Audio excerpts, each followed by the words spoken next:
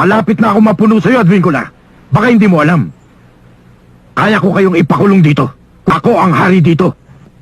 Hari nga kayo. Alas naman ang hawak ko. Eh, ba't hindi niyo patignan yung mga baril nila? Tignan ko baril nyo.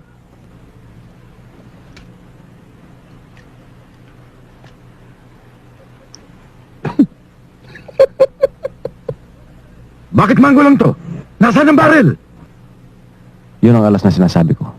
Nasa pangalan mo mga baril. Pinablatter ko na. Pinakuha ko ang serial number. Kayang baliktarin ng mga bata ko yan. Kailangan proteksyonan niyo ako. Dahil doon sa blatter, pag may nangyari sa akin, kayo mananagot.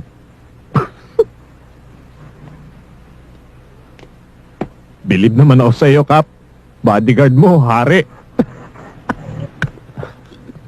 Huwag mo akong pababayaan, ha?